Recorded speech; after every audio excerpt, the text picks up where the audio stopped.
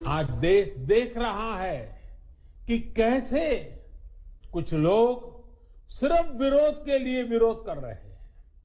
साथियों, अब से कुछ दिन पूर्व देश ने अपने किसानों को अनेक बंधनों से मुक्त किया है। अब देश का किसान कहीं पर भी किसी को भी अपनी उपज बेच सकता है। लेकिन आज जब केंद्र सरकार किसानों को उनके अधिकार दे रही है, तो भी ये लोग विरोध पर उतर आए हैं। ये लोग चाहते हैं कि देश का किसान खुले बाजार में अपनी उपज नहीं बेच पाए। ये लोग चाहते हैं कि किसान की गाड़ियां जब्त होती रहें, उनसे वसूली होती रहे, उनसे कम कीमत पर अनाज खरीदकर बिचौलिए मुनाफा कमाते रहें। पहले की सरकारों ने हमें बीमार किया, मोदी ने हमें आईसीयू में डाल दिया, इतना ज्यादा खराब कर दिया है। और ये जो बोलना चाहता है कि इन तीनों किसानों से खुला बाजार आजादी दे रहा है, आजादी हमें छोटू राम ने दिलाई थी मंडियां लाकर, और ये हमें मंडियों से बाहर करके आजादी दे रहा है। यूएस के अंदर क्या कर दिया, यूएस की सारी किसानी इस ओपन मार्केट ने खराब की। बिहार में, यूपी में, पूरे इंडिया के अंदर आपको क्या हाल है। हमारी मंडियों में घास उग जाएगी, कचरा उग जाएगा अगर ये 3 बिल आ गए। ये पूरी की पूरी एक पूरी साजिश है। ये पूरी जो किसानों को निकालना चाहते हैं खेती से, इनको अर्बन स्पेसेस में अच्छा चीप लेबर मिल। मालिन जो गेहूं की बाली लेके कटाता है, कहाँ है 2.5 किलो के हाथ वाला आदमी? आज क्या 2.5 कदम नहीं चल सकता?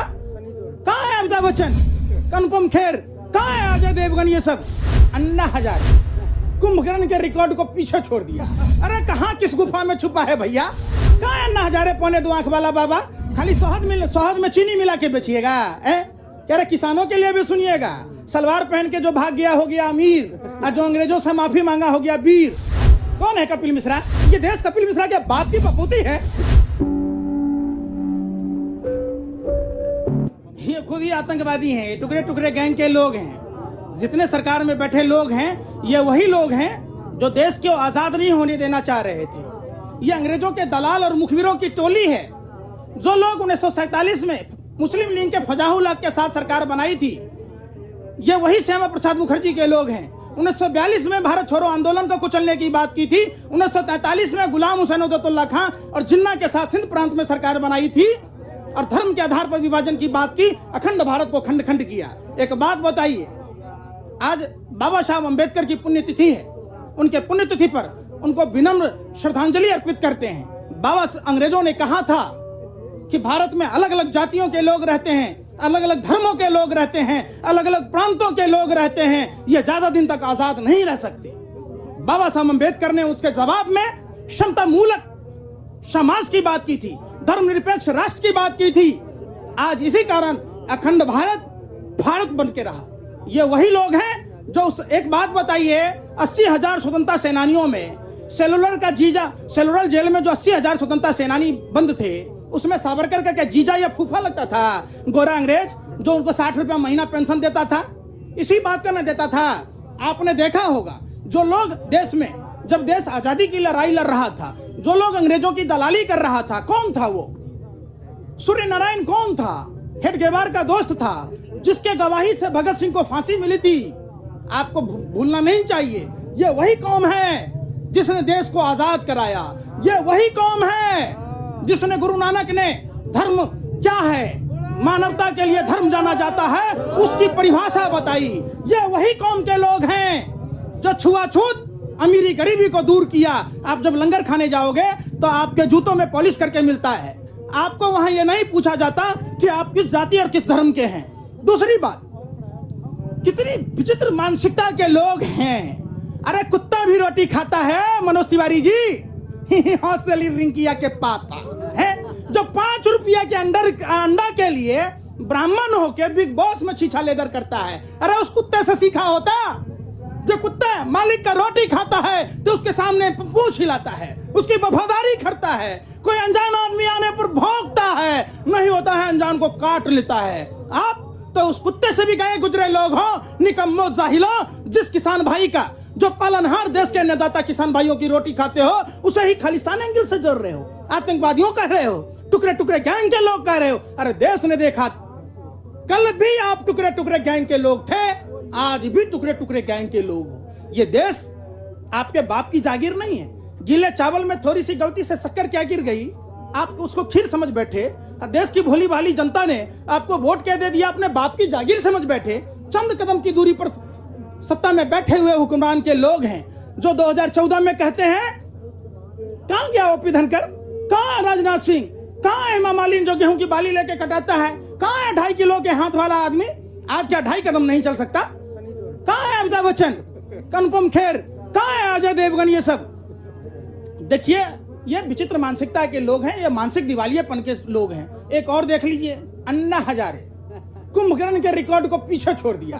अरे कहां किस गुफा में छुपा है भैया, आ जाओ। इतिहास अगर इतिहास में देखा जाएगा तो अन्ना हजारे को कुंभकर्ण 6 महीना के लिए सोता था, ये पता नहीं कितने दिन के लिए सोएगा, गिनीज बुक में नाम दर्ज कराएगा। कहां है अन्ना हजारे, 2.25 आंख वाला बाबा, खाली शहद में चीनी मिला के बेचिएगा। कह रहे किसानों के लिए भी सुनिएगा, सलवार पहन के जो भाग गया हो गया अमीर, और जो अंग्रेजों से माफी मांगा हो गया वीर, और जो 10 लाख का सूट है, 5 लाख का बूट, 1.5 लाख की घड़ी, 1.5 लाख की चश्मा पहनता है, 1.25 लाख का घड़ी, तो कहता हम फक्कर फकीर झोला उठाएंगे चल जाएंगे। तो जाते क्यों नहीं?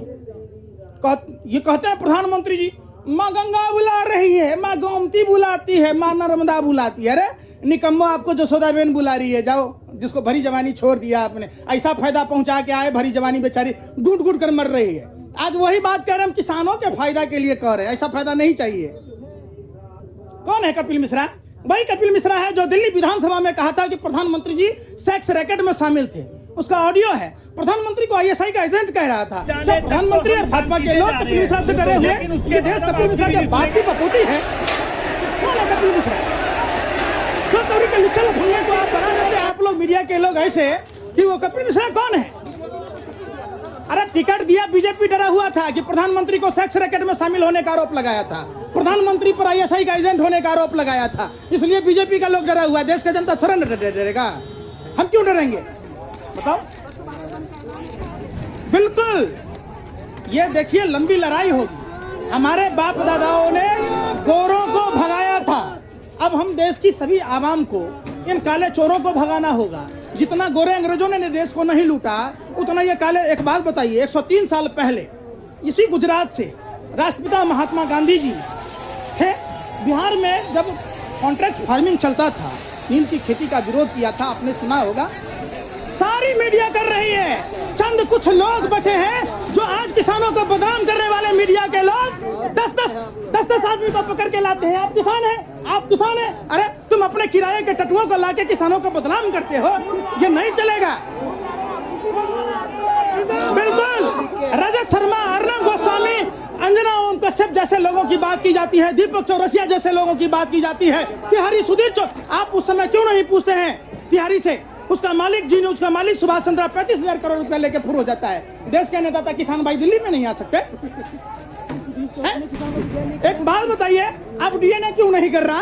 हल्ला बोल क्यों नहीं हो रहा? आर पार क्यों नहीं हो रहा? पूछता है भारत। अरे थूकता है भारत। बंद कमरों में 4 आदमी से डिबेट कर लीजिएगा, कहिएगा पूछता है भारत है? ये भारत यहाँ दिख रहा है, आइए, थूकता है भारत। एक बात, सुधीर चौधरी खुद तिहारी है, खुद सुधीर चौधरी का जो मालिक है सुभाष चंद्रा, भारतीय बैंकों का लुटेरा, जिसने भारतीय बैंकों में डकैती किया, तो किसके इशारे पर किया? नरेंद्र मोदी के इशारे पर, जो भाजपा उसको राज्यसभा सदस्य बना के भेजी। क्या किसान का बेटा अंग्रेजी नहीं पढ़ सकता?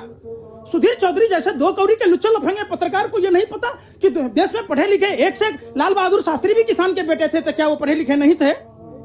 एक बात बताओ, आज से पढ़े लिखे लोग हैं क्या? एक बात बताइए, क्या किसान का बेटा कोट नहीं पहन सकता? क्या किसान का बेटा जींस नहीं पहन सकता?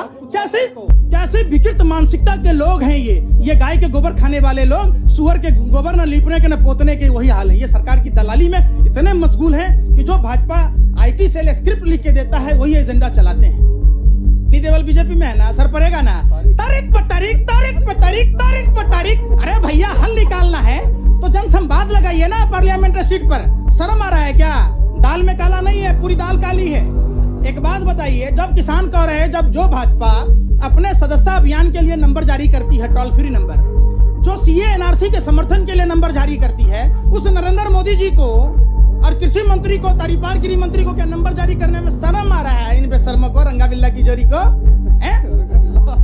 ये चौकीदार चोरी नहीं, ये चौकीदार डकैत है, ये ठग ही नहीं महाठग है। ये आधुनिक भारत का जयचंद प्रधानमंत्री है जो अपने ही मुल्क को लूट रहा है।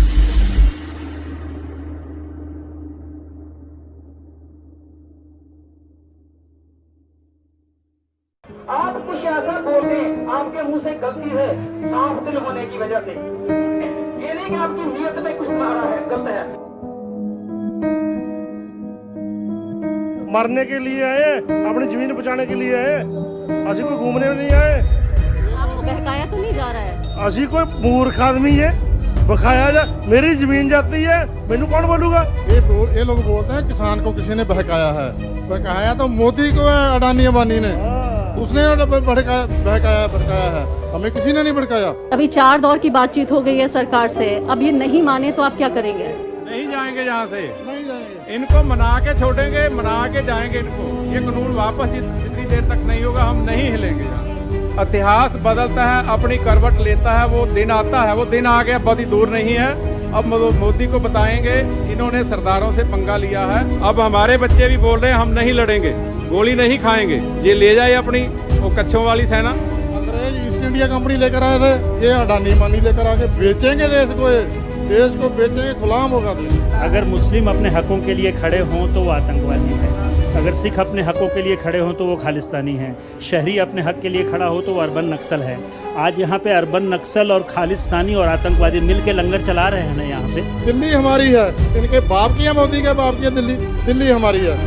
कोई लेना देना ही नहीं किसी ना, साडा अपने कित्ते नाल लेना देना, असीं रोटी खानी है और अपनी होंद। मैंने बात कही कि उसको समर्थन है, उस व्यक्ति में साहस है, वो शिकस्त दे सकता है इन माफियाओं को, गद्दारों को, जिन्होंने देश को लूट करके नर्क बना दिया है। लेकिन इसके साथ साथ काला धन, भ्रष्टाचार और व्यवस्था परिवर्तन के मुद्दों पर मैंने उनसे घंटों बात की है। वो 100% काला धन, भ्रष्टाचार और व्यवस्था परिवर्तन के, आर्थिक और सामाजिक गैर बराबरी को दूर करके सर्वत्र न्याय की स्थापना के मुद्दे से वो 100% सहमत हैं। इसलिए मुद्दा और देश मेरे लिए पहले, मोदी उसके बाद में। मोदी जब सहमत था तभी मैंने आदरणीय मोदी जी का समर्थन किया।